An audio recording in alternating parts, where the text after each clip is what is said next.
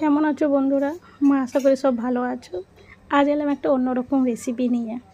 রেসিপিটা হচ্ছে কুমড়ো, আলু সমস্ত সবজি দিয়ে একটা তরকারি, যেটাকে ঘন্ট বলা হয়। তো ঘরের পাশে দেখলাম একটা কুমড়ো গাছ হয়ে আছে। অনেক দিন ধরে লক্ষ্য রেখেছিলাম, একটু যত্ন আত্তি নিলাম যাতে ভালো করে বড় হয়। কাল সকালে তুলে ভালো করে কেটে নিলাম, ধুয়ে টুয়ে রেখে দিলাম।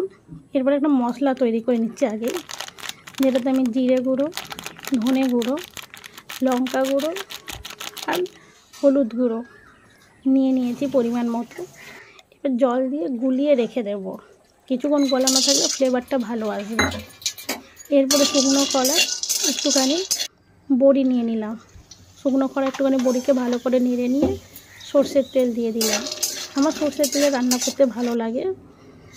বড়িটা ভেজে তুলে নেওয়ার পাঁচ ফোড়ন দিয়েছি, জিরে ফোড়ন, তেজপাতা, শুকনো লঙ্কা ফোড়ন দিয়ে একটু ভাজা ভাজা হয়ে গেলে আলু, পেঁপে, কাঁকরোল ভালো করে নেড়ে নিলাম। হালকা করে নাড়া হয়ে গেলে কুমড়ো ডাঁটাগুলো আগে থেকে দিয়ে দিতে হবে, নাহলে সেদ্ধ হবে না। এবার আবার কিছু ভালো করে নেড়ে নেব। এখানে আমি নুনটা স্বাদ মতো একেবারেই দিয়ে দিচ্ছি, পরে আর নুন ব্যবহার করব না। ভালো করে কষানো হয়ে গেলে পেঁয়াজ কুচি দিয়ে দেবো। ওর জন্য পেঁয়াজটাকেও ভালো নেড়ে নেব।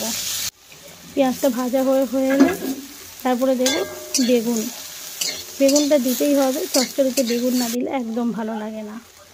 এরপরে নরম নরম যে কুমড়ো পাতাগুলো ছিল সেগুলো নেড়ে নিয়েছিলাম, সেগুলো দিয়ে দিলাম।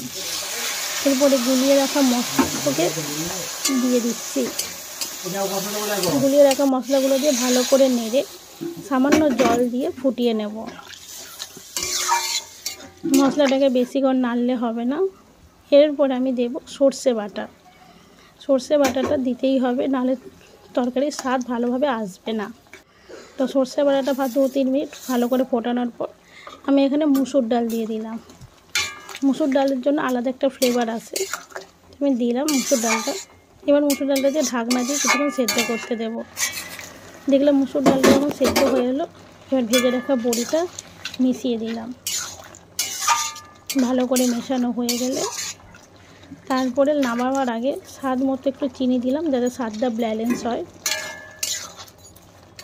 আবার ভালো করে নেড়ে একটু গায়ে গায়ে হয়ে যাও, জলটা মরেই গেল।